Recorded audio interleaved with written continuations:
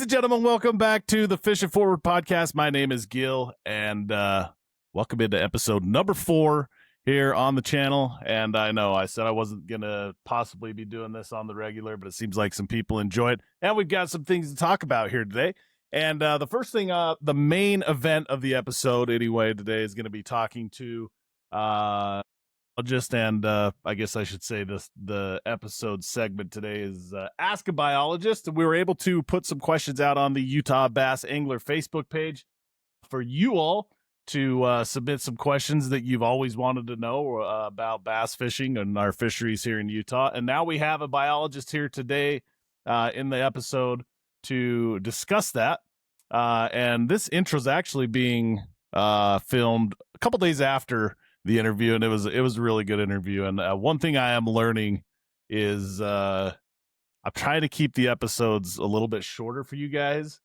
But we start diving into this stuff, it really starts to carry on a little bit. So a little bit longer episode than we were expecting. It could have went a heck of a lot longer. I really appreciate Craig Walker for jumping on and talking with us and answering some of those questions. And what we realized was shortly after starting is that we were not going to get to all those questions, and that some of those questions are actually going to be more probably better saved for a future episode with the biologists that are specific to those reservoirs. You know, we had some questions about Utah Lake. We had questions about Jordanelle.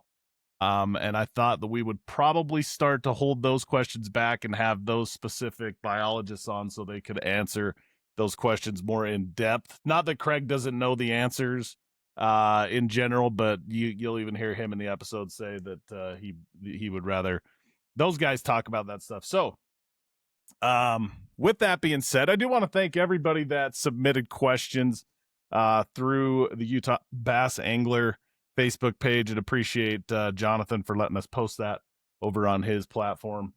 And I think that with that being said, we're just going to jump into some housekeeping stuff here. And the first thing that I want to jump into is I was able to fish. This was probably 3 or 4 weeks. So we're going on almost a month ago. The Ducks Unlimited chapter here in Utah hosted a tournament at Flaming Gorge Reservoir. It's a multi-species derby. And you're able to go up there and fish for pretty much anything you want. And it was an awesome tournament, man. A lot of good people, really smooth, well-ran tournament, tons of awesome prizes. It's a good introductory to tournaments, as well as the other tournament, our tournament series that I'm going to talk about here in a bit. But if you guys are looking for a big tournament and you think that it's intimidating, the Ducks Unlimited tournament is one to go to. It is not intimidating. Most people that fish that are not hardcore tournament people. They're there to have a good time. They're there to win prizes. They're there to win guns, which, yeah, boy, won a gun. So also won first place in biggest bass, which I was surprised because it really wasn't that big of a bass. It was only, I think it came in at 3.86. So I ended up winning that, which was $1,000 prize. I also broke $1,000 prop.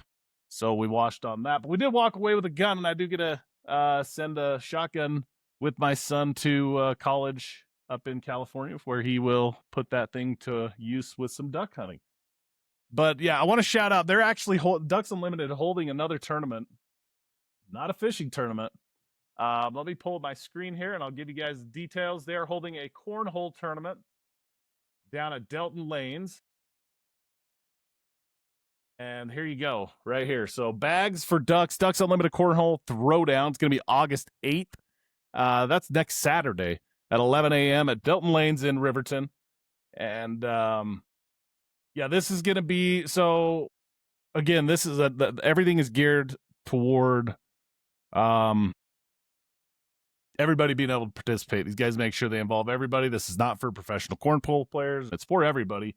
And I think the way they're going to do it here, they've got Scoreholio up. I used to play a lot of cornhole. I don't as much anymore. But I think that they're probably going to go off of what they call SPR. So your guys that play cornhole regularly, that have a higher SPR, that is going to be the guys that are the higher level, that are going to be paired with a lower tier player or somebody that's not as experienced. So As you can see here, $40, super cheap. That gets you a Ducks Unlimited membership, gets you a hat, gets you into the raffle for a gun. And then also first, second, and third place is going to win a gun. So, guys, I'm telling you, these guys don't skimp on prizes. Their raffles are incredible. As you can see here, first, second, third place is going to get a gun. It's super cool. I highly recommend you guys go and do this. Travis Madden and Chad Yamani, those guys put on a really good event. There it is. I wish I could be there. That is when I'm taking my son to school, so I will not be able to go. We're going to dump him off at his college up in Northern California so he can go play baseball. So there's that. Now let's move on to real quick Fishing Chaos, and let's check out the results for the Weekday Warrior Series. The results, we had that tournament. This is being recorded Saturday, the 24th. This was yesterday, or sorry, Friday the 24th. This was yesterday the 23rd. We had a really good turnout, I think, for the first tournament. We had 6 teams. The only disappointing part, I think, was we only had one gentleman, Hunter Mehmet, show up for the small craft division. Which, man, I thought we were going to get more, and I think we will. I think it's new. People kind of want to hear how it went and all that. So hopefully Deer Creek next week, we are going to be holding Deer Creek's tournament next Thursday. I'll post it on the Fish Chaos app and on our Facebook page. You guys, come on up and fish. This is awesome. We had a really good group of guys. Again, matter of fact, we had people fish tournaments that had not fished tournaments before. The guys that won the tournament actually won. Team Pop Waller, those guys won.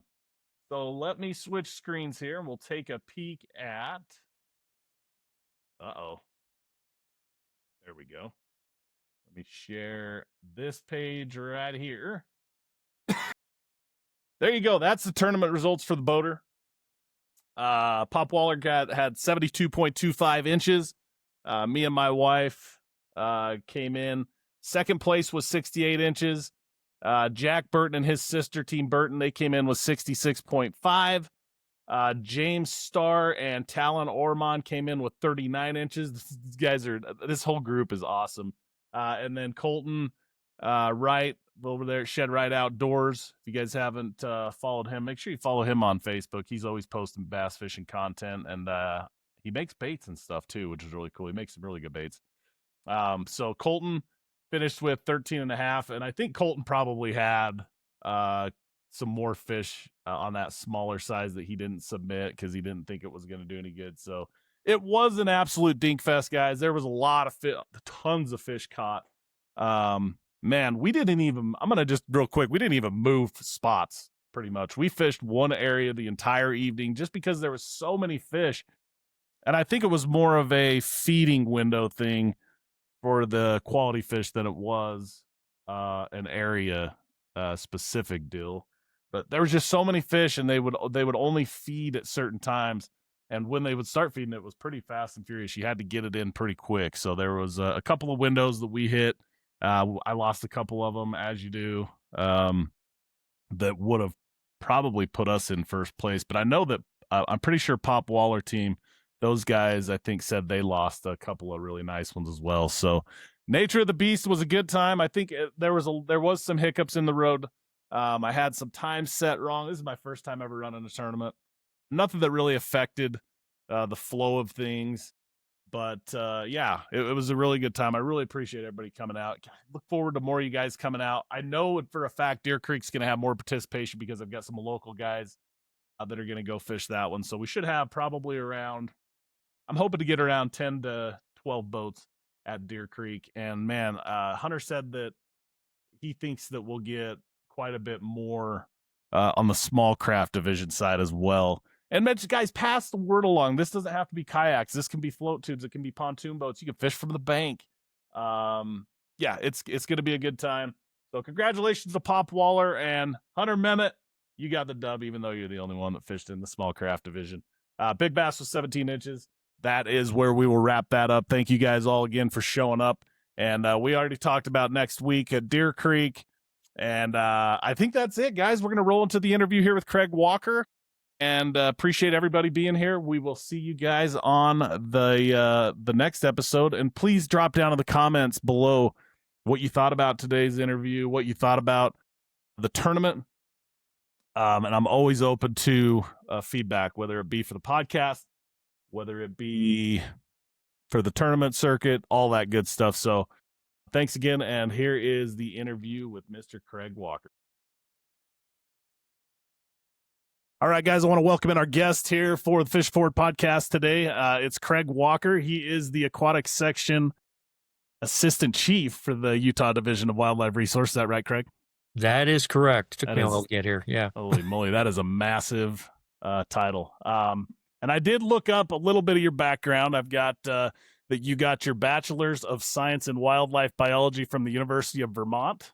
That is correct. A long time ago. And your Master's in Wildlife Science from Mississippi State University. Mississippi State, yeah. Go Bulldogs. So I guess as the Aquatics Section Assistant Chief, Craig, you help oversee fisheries management, including fish population monitoring, habitat restoration, stocking strategies, invasive species management, and the development of regulations. Does that sound about right? Yeah, you missed one. I do boater access too. So boater access. Yeah, I did forget about we lumped that in there too. Cool. Well, a couple questions just to get to know Craig. First off, what got you interested in fish and wildlife? So, I had this question posed to me by an intern that we hired recently, and so the answer is kind of fresh in my mind. I always wanted to know the why behind fish. When I used to sit there on the banks of a river when I was really little and, trying to replicate what my dad was doing, which was impossible because he was quite the fisherman. He would catch fish, and at that time, he kept all his fish either on a stringer or in a creel. And I would sit there and look at those fish on a stringer or a creel and wonder why, for instance, brook trout had that crazy worm-like pattern on the top. Largemouth had, all the fins toward the rear end of the body, had the big bucket mouth. What were all those things? Why fish were white on the belly? All those things kind of led me into wanting to know why fish evolved into what they've evolved into. And when you start to pair that with then a love of fishing, you guys all know out there that if you know your quarry, and know why they do what they do, you can be a better angler. Whether you're tacking into them in a certain way because they're a sit and wait predator, or whether or not you know that coloration matters for the bait that you're using.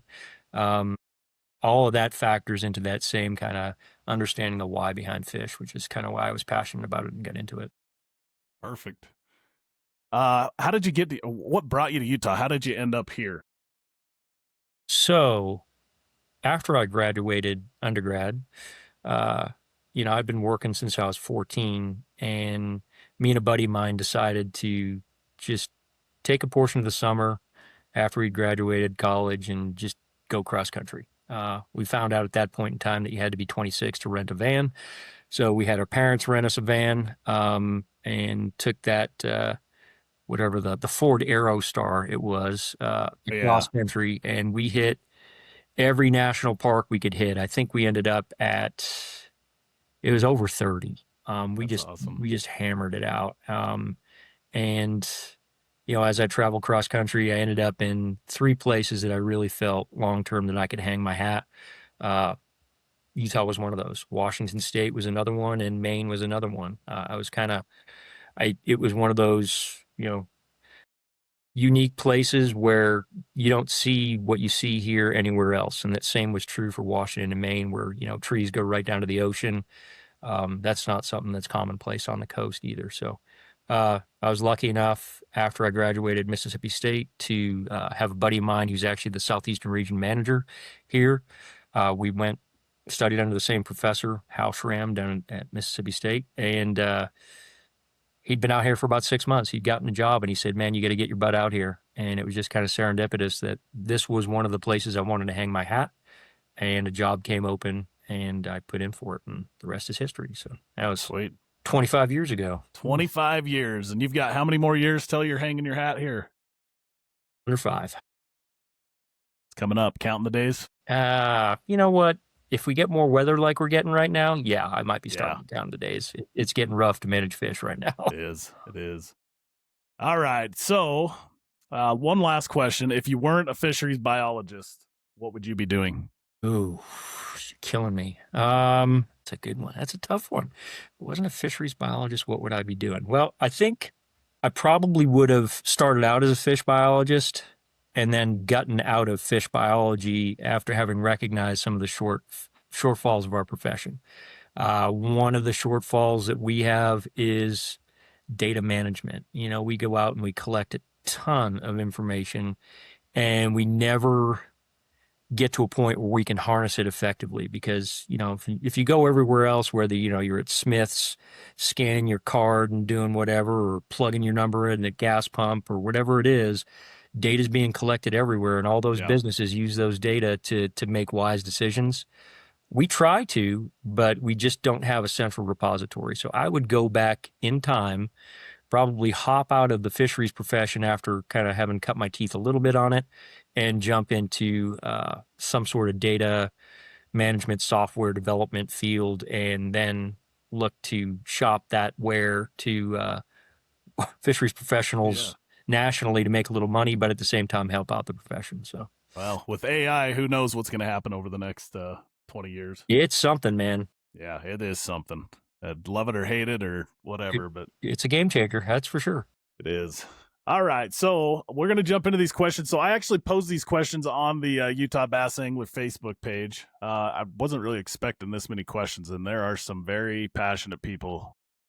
And most all of these guys, I know most of them pretty much through the social media posts and whatnot. And they're all these guys are really great anglers, and they're all good questions. And it was really hard for me to kind of bite my tongue, and on some of them I didn't. I had to sort of respond back, but we'll start with one here. The first person is Talon Ormond. He's actually fishing in our Fish It Forward weekday warrior fishing tournaments that we're starting tomorrow out at Echo Reservoir, where we're raising money for habitat that's going to go back to you guys, and these guys will have a chance to win a little bit of money as well. So all right, his question is, I would love to know what our biologists think about catch and release here with bass.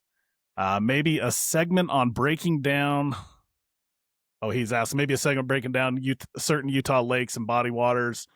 Personally, we'd love to know what they think about trophy bass, and will there be a new state record in the future? Can northern Utah produce more fish in the upper echelon of that 6 to 10 pound range? What species are you talking about? Yeah, he didn't specify. I would say if he's talking up to 10 pounds, we're probably talking largemouth. And he did mention weedy and rocky lakes, so that's up for debate there if it's smallmouth. But yeah, I would say probably both. But can we break the record, and where does the DWR stand on catch and release? And I know that's kind of a big question that he's asking about in general, but we know it's body water specific. But yeah, I mean, it depends on what your management objectives. I'll attack catch and release first. Depends on what your management objective is. And you know, you've talked to me before. For me, harvest is harvest. It doesn't matter if fish need to come out of the water, they need to come out of the water. And depending on what the population's doing, those might be small fish, they might be big fish. You know, and it determines, you know, exactly what we want in the way of catch and release. As far as a believer in catch and release, I'm a huge believer in catch and release where it's needed. And, you know, the ethic of catch and release is going on 60 plus years old at this point in time across multiple species, bass, trout, various species. I was thinking about this the other day. I've got some stamps that my dad and I used to collect when I was a kid, and I've got them mounted in my downstairs bathroom along with a bunch of other stuff that's wildlife related. One of the few places my wife will let me put wildlife related stuff. No, I'm kidding.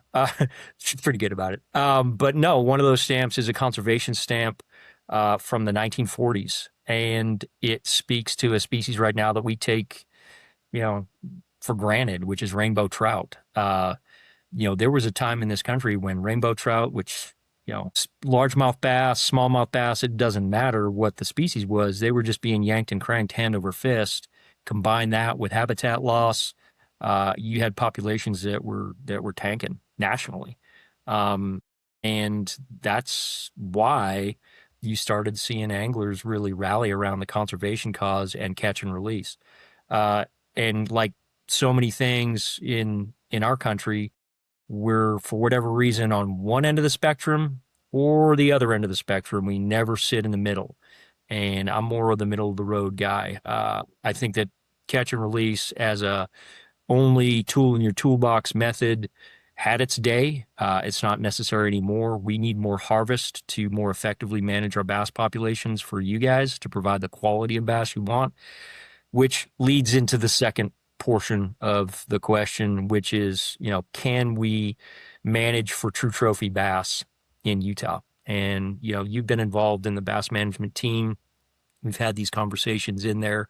We're running a concurrent walleye statewide management team effort. And in the walleye conversation, yes, easily we can hit, true trophy fish that approach 30 inches easily. In the bass conversation, regardless of genetics, we just do not have the same growth potential that you do in the southeastern United States, or in areas where we do have warmer climates. We have degree days down south for sure. And I think that if we were to approach records for largemouth or smallmouth bass, they're going to be in larger waters with ample forage, where we have the degree days necessary to grow those. Namely, you're talking about Powell, right? You're talking about quails, you're talking about the sand hollows. But generally speaking, we're not on the same playing field as fish in the southeastern United States. And it's one of those things that to this point, we've actually talked with researchers out there in Idaho and looked at taking what we use to define trophy fish within a species, redefine that for fish like largemouth bass, because it's biased. We throw the word trophy around a lot. Trophy does not mean the same thing out here as it does in the southeastern United States. You can go out, and you guys have seen it. I mean, the old Roland Martin shows where he used to go out and he would do 10-10s. Granted, he was fishing with live bait, but he would do 10-10s. Right. Try doing 10-10s in Utah. Yeah. It ain't happening. So, yeah. Yeah, I'm looking, I always forget this because I actually think that the catch and release record's BS. I'm going to be honest. But the catch and keep record is not. 7.7 pounds, 6 ounces. And that was out of Midview Reservoir, or they call it Lake Boram. That's out in the basin area. Is that right? Yeah, I think so. Okay. And that was in 1996. Now, I personally know people that in Jordanelle's heyday that were catching 8+ pound smallmouth. They refused to keep them. That was a new lake effect. A lot of habitat, a lot of forage. We had Utah chubs. We had perch, a lot of perch. There's still a lot of perch. And I'll argue till I'm blue in the face that perch is one of the worst forage species that we have. But with that being said, we do catch some 6.5 pounders, maybe bigger, that come out of Flaming Gorge.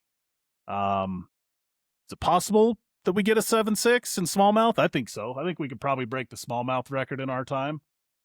The largemouth, I don't know, man. I don't know.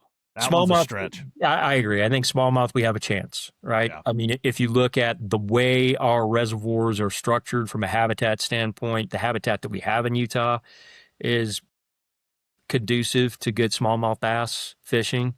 And that combined with, if you're able to reinvigorate a reservoir and get that new reservoir effect, fill that sucker with some, amazing forage opportunities. Namely, I'd love to see Utah chub, which were in Jordanelle during that heyday, be that forage engine that allows for good growth, combined with warming temperatures. Yeah. We can do it. I Yeah. think smallmouth bass is a possibility. World record smallmouth is what, 11 pounds, something like that? Yeah, like in Tennessee or something. Yeah. Yeah. We're never going to hit that No. ever, but I think we can do, we can hit like consistent Pickwick opportunities where you're talking about 7-pounders for sure. Yeah.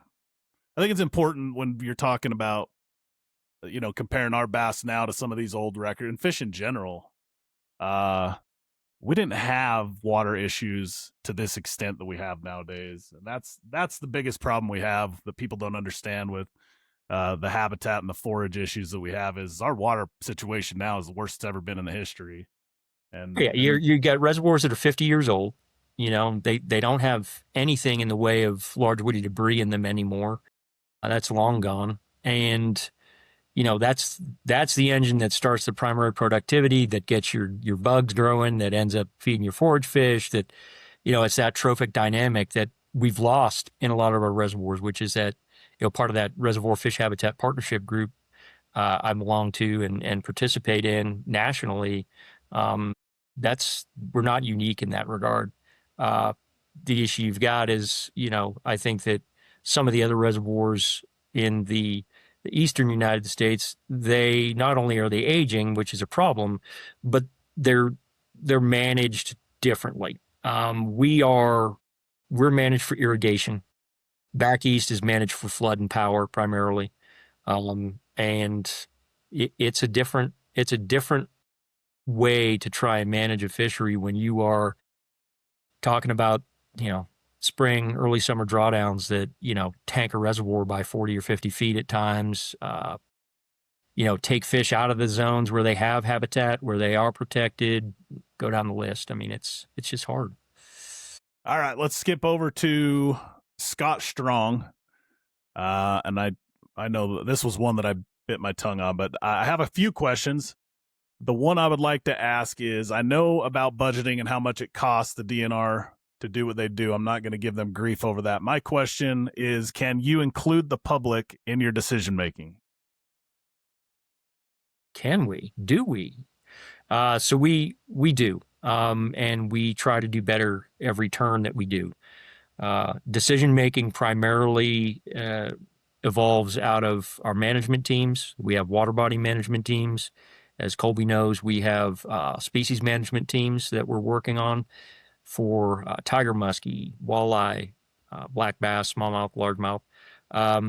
And that all factors into how we want to, at a 30,000-foot level, manage either a water body or a species across Utah to provide opportunities for fishing. When we get into the day-to-day operations and we look at the data that's coming out of our fish populations, either through angler data, creel data, or through traditional methods like electrofishing, netting, whatever it is, that's how we figure out what we're going to do in the way of regulations for a specific water body. When we develop those regulations, we develop them based upon the biological information. Then we put it out on the street for people to chew on. And, I think the last regulation cycle in 2025, we went through a public process, what we thought was a fairly robust public process. Come to find out, it was not robust enough for us. And this year we went out, and you guys were part of this. We did it in multiple steps. We started off with a general concept survey and went to angler groups, Rocky Mountain Anglers, the Bass Team, the Walleye Team, Utah Angler Coalition, Blue Ribbon Fisheries Advisory Council, and just kind of got feedback on conceptually, was there support or rejection for management concepts that were designed to address biological needs on our waters or provide additional opportunities for anglers and people who are fishing out there. And we gauged that support, got questions throughout those processes. That helped us refine those regulations further. We put them out on the street one more time with some of those groups, and then put them into a public survey. A public survey is sent out randomly to probably upwards of 30,000 people when we do it. And those are licensed anglers who have provided us with their email. and you're chosen by chance. We can't get everybody. And then our response rate this go round for the 26, 27 or 27, 28, I should say, regulation cycle that's was out on the street up until last week.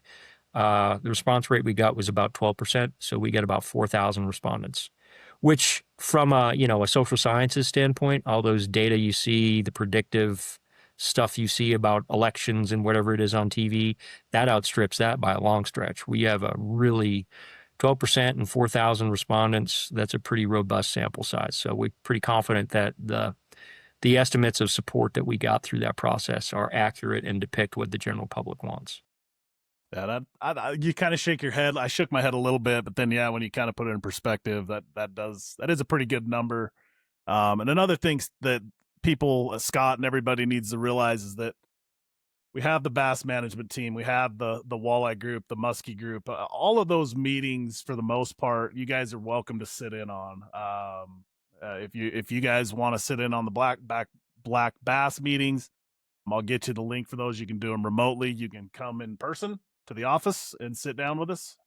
You can be a fly on the wall, or you can be as involved as you want. I mean, it's not like some secretive group. I mean, for the last 2 years, I've been, trying to reach out to as many people as I can to get them involved, and it's hard, and you don't expect people to go above and beyond to do it. You're going to get a handful of people, but this is a good way. You get these questions, and we can ask them and educate people. And some of these questions, it's like, man, these guys are hardcore anglers, and they don't know the answers to these. It's kind of mind bending a little bit.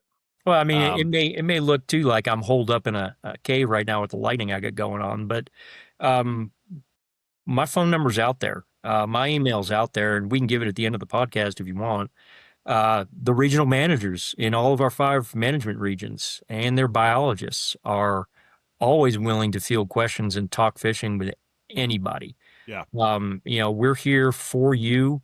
Without you and the revenue that we get from you, we wouldn't have jobs, So yeah, it's important that we continue to maintain quality fishing opportunities for you at every turn. And we try to. So yeah, feedback is appreciated in any way, shape, or form, and we never shy away from that. Sweet. Well, let's move on to Victor Yang. He asks, as anglers, what can we do to increase the size of smallmouth bass in Jordanelle? Should we be harvesting more smaller size smallmouth? Without having Tyler Robinson on the call, I'm not going to jump into his specific management stuff. I think the number one thing to start with is habitat, which we're working on there, providing ample habitat to protect the forage that's in the reservoir currently, and give our younger bass some places to hide.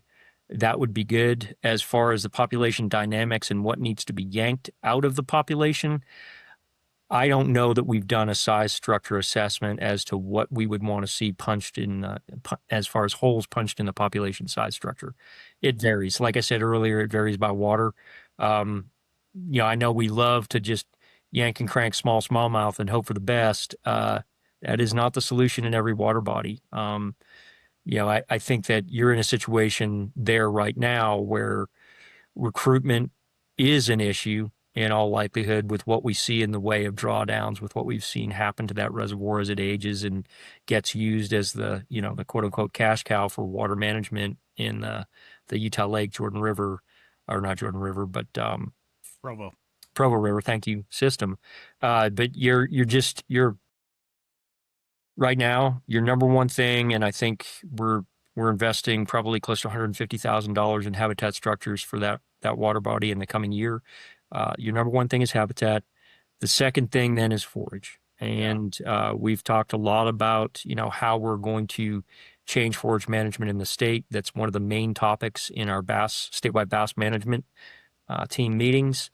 And we'll see what we need to do. I'm again, not going to guarantee that we're going to put Utah chub in there, but it is probably one of many on a list of species that we'd like to reestablish as a forage base for smallmouth, and just to, allow us to manage with predators of various stripes in the system, whether that's browns, whether that's tiger muskie, whether that's smallmouth. that's what we need to do, is have that engine to provide groceries for our big predators.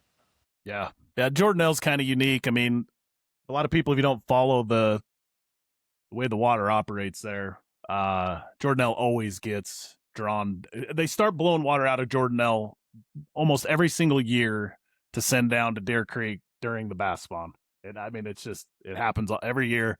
And yeah, some of those beds do end up high and dry. So yeah, I think you're right. Recruitment probably is a little bit of an issue, but in the same breath, there's not enough forage there, even if we did get really good recruitment. So we would probably end up with a stunted population anyway. Yep, absolutely. So. And we got to start at the base. You start at the foundation. The foundational element for good reservoir management is habitat, and then work our way up and start to frame the house, and then put the fineries on it and make it into the exact thing we want it to look like. But we need good structure, good habitat, and then we need good forage in that system. All right.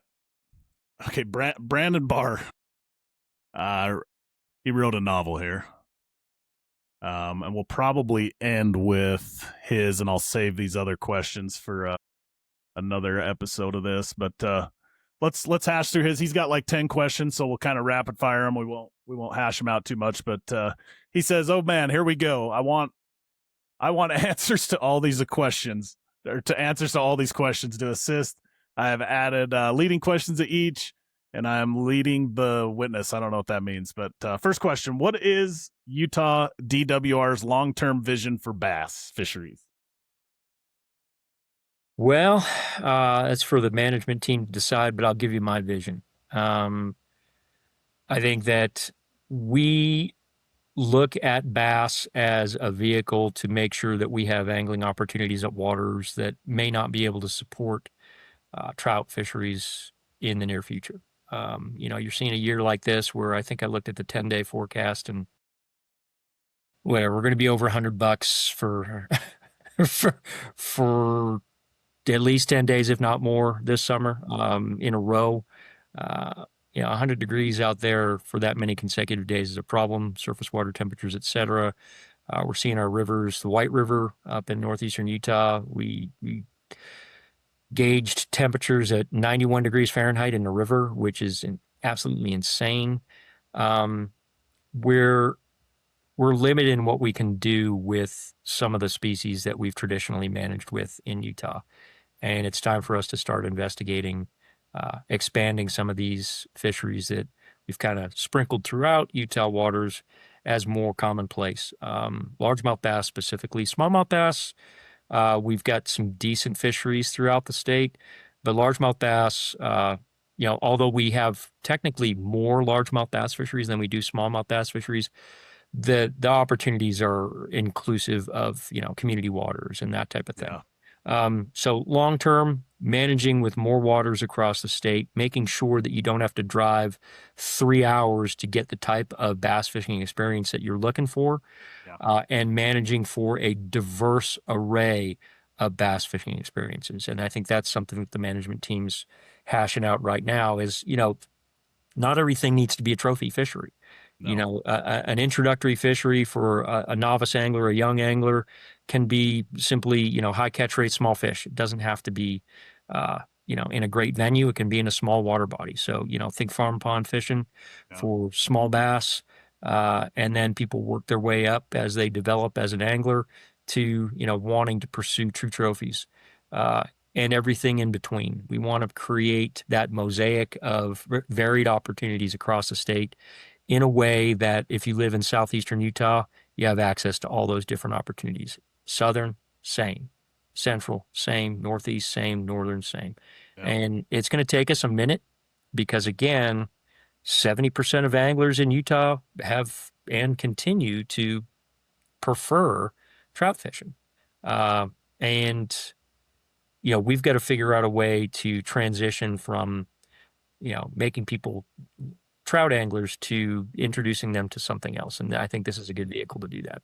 Yeah, I agree. Okay, let's see what else we got here. Question 2. again, we're kind of beating a dead horse, and I kind of know the answer to this one, but why aren't more reservoirs managed specifically for trophy bass? We kind of talked about that we're actually going to be hashing that out in our next management meeting, where we're kind of given a report card or a grading sort of in all the reservoirs, so we can determine which ones we think have trophy potential and which ones are more of an opportunity based reservoir. Yeah, I mean, you all know it. Not every water can crank out quote unquote trophy. We'll call them Utah trophy bass, quality bass, if you will. We got to figure out what waters can be harnessed to do that and manage appropriately. That's what, like you said, Colby, that's what we're in the process of doing right now, inventorying what we've got out on the landscape, what it's currently managed as, and what it could potentially be managed as, and figure out what we need to do. Again, we want certain places to be trophy, but not every place to be trophy. Yeah, and he put a little piece in there too at the bottom that says, what are the biggest obstacles, and it just goes back again to water control and habitat. I mean, certain reservoirs you're going to have your hands completely tied, where a trophy opportunity may not be possible because of that, because of those. Water habitat, both in my mind, habitat, forage is another issue. And to be honest, when we get out there, harvest, we need to have the appropriate level of harvest. I mean, the regs are in place for a reason. Yeah. And we need to be able to, just like anything else. I mean, you look at a tree that isn't pruned and what it looks like, it's not a pretty tree. But if one's pruned, I mean, we want Christmas tree looking fisheries, right? We want things that are well trimmed. Well, and it's a trust thing, I think, with a lot of the anglers that I talk to, because they're not involved with these conversations, and so they think that the decisions are being made off of a division of wildlife that only cares about trout, and so they think that our regs are only based on trout and managing for trout, and so when they see a regulation, down at, I'm going to say Sand Hollow, I know there's no trout there, but Sand Hollow desperately needs harvest if we want to bring the size structure of those fish up. Now, Absolutely. Does everybody want the size structure to go up? And maybe they don't. But if they're not speaking up and coming to these meetings and talking to the biologists locally and saying, hey, we don't want Sand Hollow to be a trophy fishery, then the division doesn't know that. They don't know that the majority of the people, maybe they want to manage quail for trophy, and they want Sand Hollow to stay that opportunity fishery. That's the stuff that we need from these guys that are asking these questions. And the mistrust is it's well founded. I mean, this outfit, when I first came here, 25 years ago, I probably could still dig up the memo. We were told not to manage 2-tier fisheries. For those of you that don't know, that's when we mix cold water with warm and cool water species. That was a non-starter. So you didn't put bass and walleye and, tiger muskie and wiper and whatever else alongside of the cash cow, which is rainbow trout, right? And we've moved beyond that. In fact, what we're trying to do now is create fisheries that have everything they can possibly support in there. What we're finding out is that's the best way to keep fishing robust on a water body, because when something's not doing well, another thing is hitting on all cylinders and vice versa. So there's always something to catch. All right. We're going to skip over a bunch. Let's see if he's got one more good one, and we'll start to wrap it up. Let's see here. That's kind of a good one. And something that'll probably come to light with our Western Warm Water Fisheries Conference Summit. What is that? It's a conference, man. We've got 7 states participating, so it should be pretty cool. Cool. So this is a question. Have you guys looked at Arizona, Nevada, California, basically neighboring states, and even Texas, which you have because you went and spent a few days down there last year, I think, or this year. But it says last year. But basically, he's saying, what successful bass management strategies from neighboring states could Utah adopt? just any of them that stand out. And it's really, I thought about this question myself, and it's really hard. It's hard because Utah is different, even though, Arizona and California and Nevada, they deal with habitat as well, but they don't deal with the forage restrictions that we have here. Yeah. In the same, it's hard. Well, Texas is its own animal because you're looking at assemblages and species that are native, right? So Texas is unique in that regard, and it would be equivalent to us managing cutthroat trout, which we do pretty effectively, right? But I will say that Texas struggles with the fact that anglers refuse to harvest certain size classes of fish that they need harvested. And, in conversations with Texas, and we're talking about doing it with walleye at starvation, and we've been very transparent about it. If there's a certain size class of fish that needs to be yanked out of a reservoir and anglers aren't willing to do it, but yet they want the outcome that without removing those fish we can't achieve, then we're going to yank them. And, I call it removing eggs from systems where we have a lot of crowding. And if you think about it like, waiting to fix your roof and instead collecting all the raindrops with teacups throughout your house, that's equivalent to what we do when we just harvest small fish out of a fishery that is overcrowded. We need to fix the roof. And the only way to fix the roof is to take some eggs out of the system by taking some large females out of the system. It sucks to say that. It's not something what people want to do, and it's why management agencies are seeking that out as a potential solution. The end game is to provide you with the product that you want, which is trophy bass opportunities. But I think it's important too sorry to interrupt you. Oh, you did, man. That people understand that when it comes to you guys doing that and allowing the removal, whether it be spearfishing, whether it be anglers, or maybe you go out and net them or shock them. I mean, if it comes to that, absolutely, yeah. I think it's important that the Division of Wildlife has a grasp on those numbers, and starvation's one of those where the anglers were saying that it was a struggling fishery for walleye, yet you guys went in and did your captures and found it was quite the opposite. There was trophy fish, and quite a few of them that there's bukudos of trophy fish in there. And they're the reason why there's bukudos of little fish in there. And you get to a point where, let's for instance say you're going out and you're netting or you're electrofishing or whatever it is, and you're tacking into larger fish that have a lot of scars, a lot of war wounds on their face, right? That have been caught and released multiple times.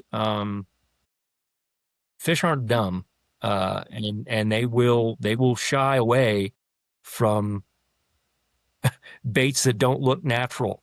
Let's put it to you that way. And I mean, if you get high pressure bass fisheries, they get harder to fish, right? Fish get hook shy. They know what's what. And, the assessment that anglers get from a large fish standpoint sometimes isn't accurate. The assessment that we get from a traditional netting standpoint sometimes isn't accurate. I mean, we've kind of strayed away from the question, but I think that, we are building off of what other states have learned. I think one thing that we learned at that Black Bass Symposium you mentioned that I went to last summer was the fact that, people are really starting to freak out about holding tournaments during certain portions of the year. And I pushed back a little bit and I said, okay, so let's say that, we want more mortality among larger bass in a system. And when we see at temperatures above 72 degrees Fahrenheit, surface water temperatures above 72 degrees Fahrenheit, we see upwards of 40% mortality on caught and released bass. At that point in time, I almost want to have more tournaments, during 72 plus degrees, because you get the perception among anglers that are catching and releasing fish that they're doing a good thing, while at the same time they're still killing fish. Doing a good thing. Which doing a good thing from the overall population standpoint, right? Yeah. So those type of lessons out of conversations we had with southeastern states, those were something that, we kind of have taken home. When we look at our neighbors to the north, and some of the fly-in boundary water fishing experiences that they have. Uh, they they rotate their fisheries as far as exposure to angling. They shut them down, they let them heal, they let them grow, they let them do whatever they're going to do, and then they crop them off. And they shut them down again, and they crop them off, and they shut them down again.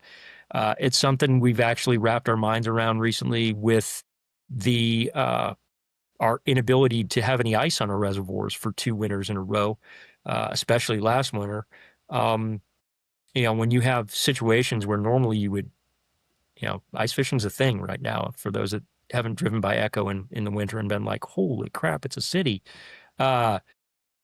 You have a situation where, having no ice on a reservoir actually allows that perch population to rebound a little bit. And boy, has it rebound. I'm telling you, Echo and Rockport, incredible amounts. Right. And then there's that forage engine again. So maybe that's something we do, emulating what they've done elsewhere in North America. As far as Arizona, man, I wish we could go in and do what they're able to do with habitat.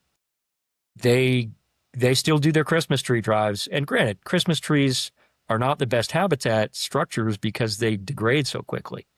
Right. You only get a couple years out of them, and then they start to really degrade. And they've shown with their forward-facing sonar scans that it's just, it's about 2 years is what you get out of them. And Amberly Jones down there, she's been really good at just replacing them. They go in and they throw more and more and more and more in the same locations. They've got a map. They rotate it. What's really unique is Flaming Gorge. I've been spending quite a bit of time there. What's the gentleman's name that's the biologist there? Brian Engelbert? Brian. Me and him are a little bit at odds with habitat, and he doesn't think you can do enough, and I beg to differ, and I'll tell you why. So I spent a lot of time there during the spawn. I actually won the big bass for the Ducks Unlimited Derby a couple weeks ago. And what I witnessed with spawning bass there is no structure for those bass to spawn on, and the population right now in smallmouth and Flaming Gorge is in shambles. But what we found is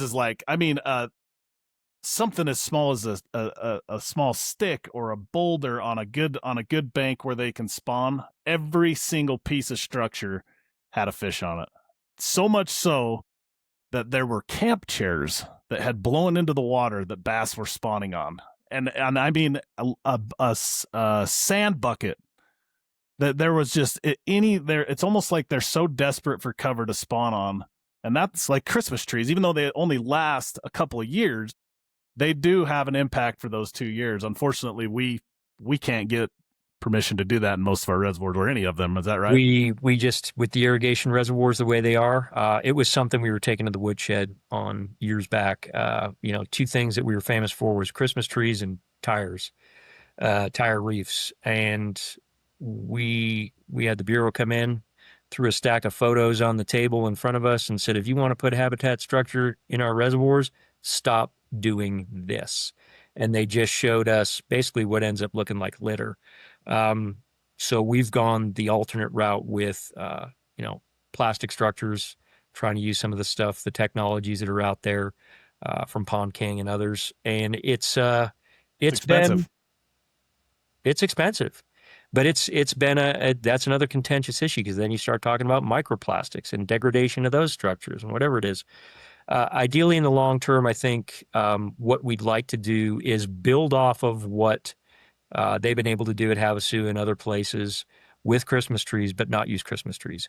Use something that you all know, on the terrestrial landscape lasts for, centuries, because you're out there and you're looking at fence posts that were installed in the 1850s on some of the places you hike across. Start using some of the cedar that we are yanking off the landscape, and do it in a way that it's anchored accordingly. It's not going to break off. It's not going to foul outlet works, and it addresses the microplastics issue. That's something we're investigating here in the near future in Utah. So again, learning lessons from Arizona, because I tell you what, they are actually pretty effective at using those trees to do some incredible things. And we just, we can't, but we can sort of replicate it using a slightly larger structure in the form of cedars that will last a lot longer than Christmas trees and not have us on this crazy rotational replacement thing. Yeah. Well, we're gonna have to think outside the box. I mean, we definitely need to learn from the surrounding states and what other people are doing, but I think we're gonna have to create our own blueprint to really, if we're gonna get to where we want to go eventually, we're gonna have to kind of have our own blueprint and plan. So, Absolutely. And whatever we learn, we can share with other states too. absolutely. All right, so I think that's gonna wrap up. I do have one question that I ask every guest, which I've only had one, but we're gonna ask every guest. The podcast is called the Fish It Forward Podcast, Craig. And if you had to say what Fish It Forward means to you, what would that mean? I'm going to base it off of Utah State University's research that they had come out last year. And I think you were actually at the meeting last year and maybe attended that session. Mentoring is key. And mentoring by a parent or guardian is ultra key. If you've got a grandkid, a nephew, a niece, a child, take them fishing. Instill that passion for fishing early and often. Those individuals that are exposed to fishing by a parent or guardian are the ones that we see that are resilient to change. So when we're talking about increased crowding at our reservoirs, which we're going to see, when we're talking about drawdowns that impact our ability to launch a boat, which we're seeing, when we're talking about temperatures and things that might limit the success of fish populations out there and our ability to manage fish for you all, we're going to see that. Those are all challenges that the next generation of anglers are going to face. But what we found out is that those anglers that were exposed to fishing as a kid by a parent or guardian are the resilient ones that will continue to stay in the sport and stay passionate. So take a kid fishing. Take a kid fishing. That's right. All right, Craig. Well, appreciate you being here, man. We'll be seeing you in the next couple weeks, and yeah, hopefully we can get a bunch out of that meeting. And appreciate everybody for watching and tuning in today. Be sure to drop any of your. This is going to be a continuous thing going through this podcast, so we'll bring on more biologists. We'll ask more questions. I'll stash a lot of these. Doug Peterson had some questions. Kyle Farnsworth, Jaden, all you guys. I will save these questions for the next episode. Appreciate you guys watching. We'll see you on the next one. Take care, guys.